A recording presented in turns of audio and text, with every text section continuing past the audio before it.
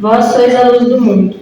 Não se pode esconder uma cidade edificada sobre um monte. Nem se acende a candeia e se coloca debaixo do alqueire, mas no velador, e dá luz a todos que estão na casa. Assim resplandeça a vossa luz diante dos homens, para que vejam as vossas boas obras e glorifiquem a vosso Pai que está nos céus. Eu já trouxe essa palavra uma vez no café com Deus Pai que a gente fez aqui, e desde lá eu aprendi sobre essa palavra e eu nunca mais esqueci. Então, ali quando Jesus fala que a gente é o sal da terra, primeiro que ele não fala que a gente vai ser, nem que a gente será a partir do momento que a gente se tornar cristão, ele fala que a gente é. Então, a gente não tem escolha, a gente tem uma responsabilidade de ser o sal da terra. E aqui é um sermão do monte, então ele fala para as pessoas que não conheciam a palavra. Então, ele fala de uma forma que as pessoas entenderiam naquela época, mas muito mais para que a gente também entenda hoje, porque hoje a gente tem toda a modernidade que a gente tem, mas estudando sobre isso a gente vê a grandiosidade das coisas que ele nos comparava. Então, o sal naquela época, ele servia como para conservar o alimento, porque não tinha geladeira, não tinha eletricidade. Então, o sal ele era usado para conservar a carne, para que ela não apodrecesse, para que ela não estragasse e fosse utilizada por mais tempo, fosse conservada por mais tempo. Então, nada mais do que a gente sendo salvo, tentando impedir que o mundo se corrompa, tentando impedir que tantas pessoas se corrompam nesse mundo que hoje está muito difícil de levar a palavra para quem não conhece. Porque Jesus naquela época levava para quem não tinha acesso. Hoje as pessoas têm acesso e mesmo assim é muito difícil porque as pessoas não querem saber.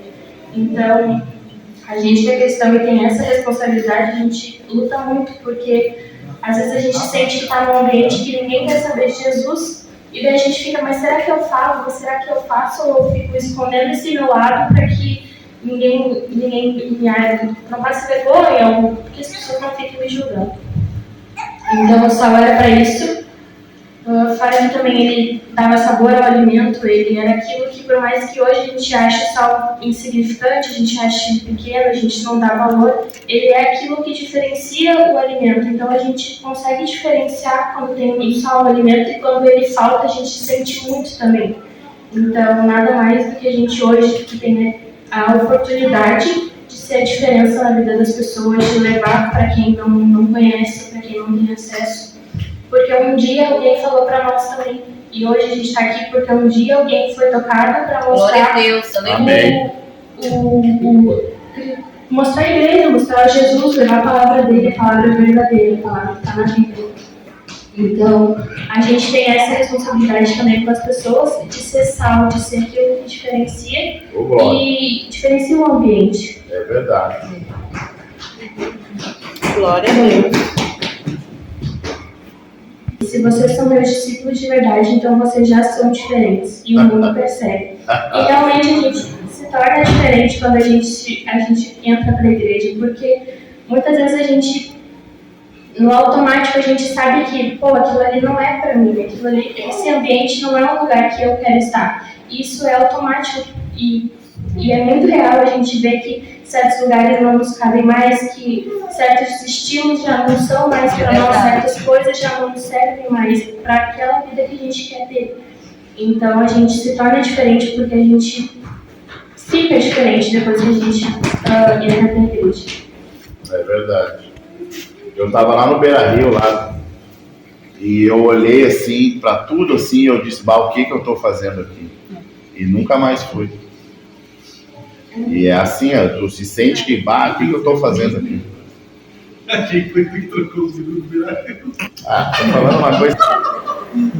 Leva a galera embora. Não, vou pegar aqui uma amiga. Deixa eu pegar minha montagem. Enfim.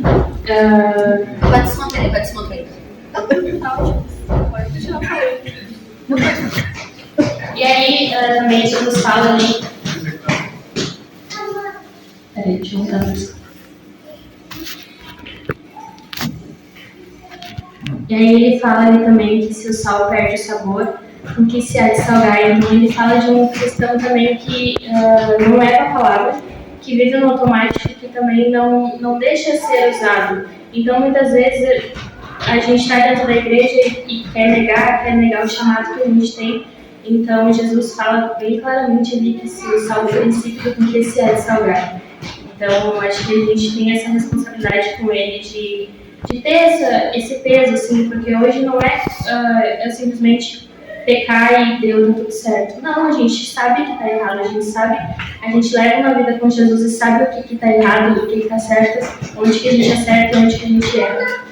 Então, que a gente também se policie para que a gente também não perca o sabor, não perca isso aqui. Amém, glória a Deus, verdade. Mais bens.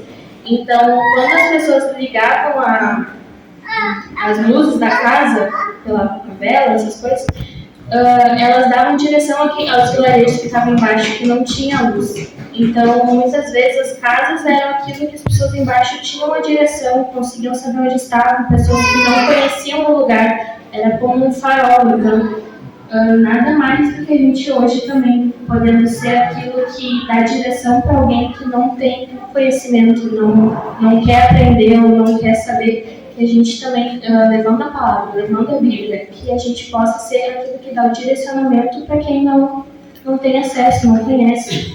Então, por que ele fala que a gente é a luz do mundo? Porque a luz guia, então a gente mostra caminho, a gente aponta direção, a gente dá uma escolha, não forçando, olha só, tu tem que ser cristão, mas a gente dá a oportunidade, porque Jesus fala que a gente tem o livre-arbítrio para escolher. Então, que a gente possa dar essa opção a quem não quer conhecer, quem não tem interesse, quem não conhece. Então, aqui umas coisas de como ser sal e luz hoje. Então, ser íntegro mesmo quando ninguém está vendo, porque Jesus está vendo. A gente pode não achar que eu não vou fazer isso, eu não vou ler a Bíblia,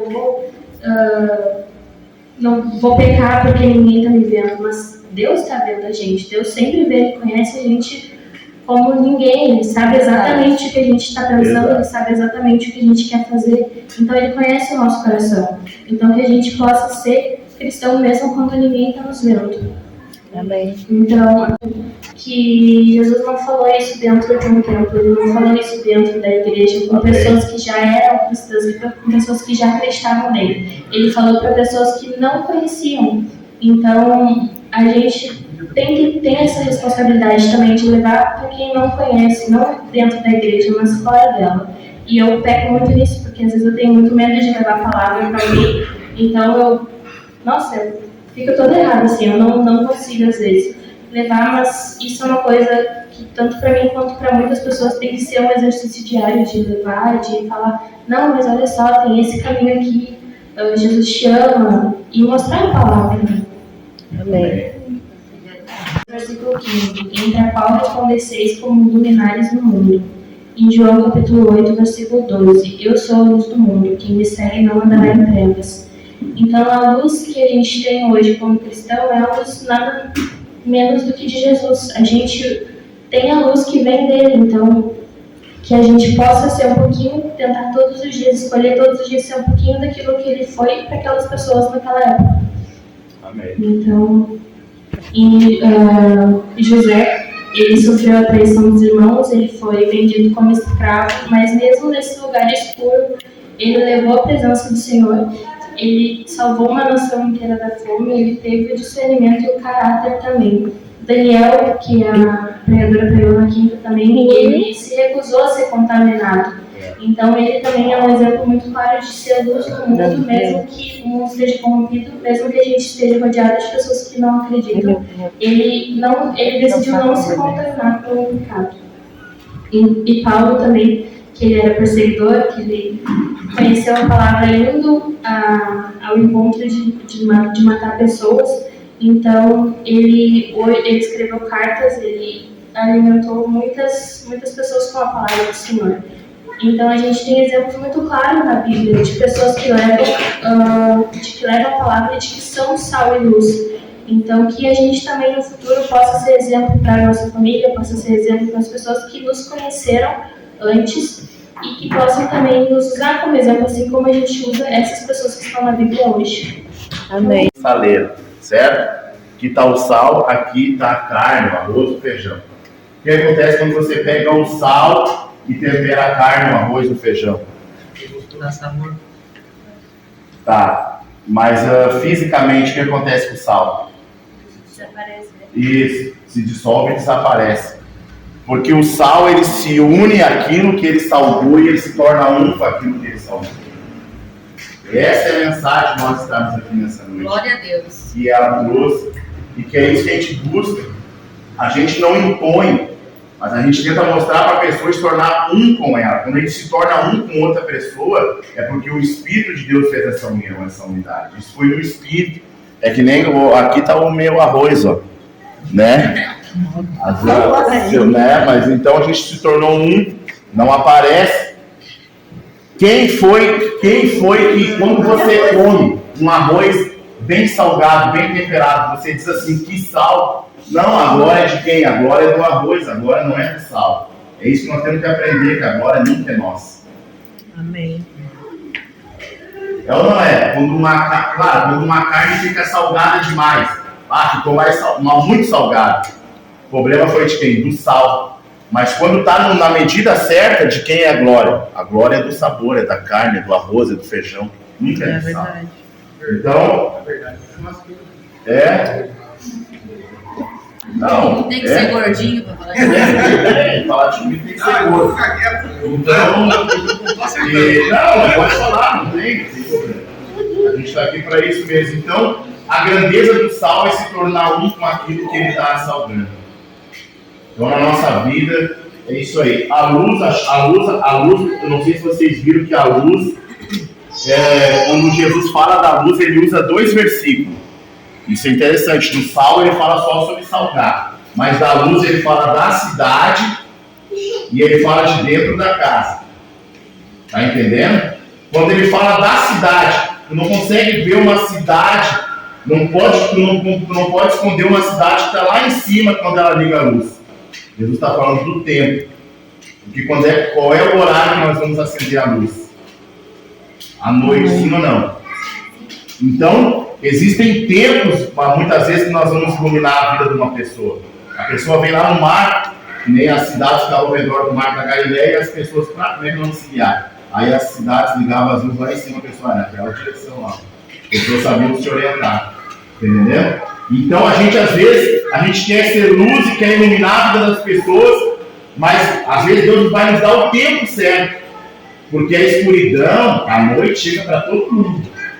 E aí, quando a noite chegar na vida daquela pessoa, você diz assim, não, mas eu tenho uma luz para iluminar o teu caminho. Pai, eu não sei o que fazer, irmão Moisés. Eu não sei para onde ir, Mateus. Eu não sei para quem recorrer. Deus, não, eu tenho uma luz para o teu caminho. Amém. Então, às vezes, existe o tempo certo. Às vezes, a luz de antigamente era lamparina, tinha o azeite. Então, às vezes, falta de nós é azeite. Aí nós vamos orando, pedindo para Deus o tempo certo. E vamos estar armazenando o azeite. E aí, na hora certa, nós vamos queimar. Então, o primeiro exemplo que Jesus cita da cidade lá em cima, que é o templo, a noite. E a segunda que ele fala é dentro da casa. Isso é no ambiente familiar. Mas dentro da casa, você não liga a lâmpada só à noite. Você liga durante o dia, porque existem ambientes, quando a mulher perdeu a dracma, qual foi a primeira coisa que ela fez? Ligou a luz. Porque era um ambiente escuro. Então vai ter momentos que nós vamos ter que esperar o tempo de nós iluminarmos, mas vai ter lugares, ambientes que nós vamos já entrar queimando. Porque daí Deus vai estar direcionando quando nós entrarmos, aqui é só Jesus e nós vamos queimar para a glória de Deus. Então foi isso que eu senti no coração de dizer que esse é o tempo. Que esse é o ambiente que Deus preparou para nós nos reunirmos e para nós unirmos um com o outro e as pessoas vão provar o melhor de Deus através da nossa unidade, como falou o pastor. Né? A gente, glória a Deus, foi lá, a gente não tem esse espírito de competição, mas a gente fica feliz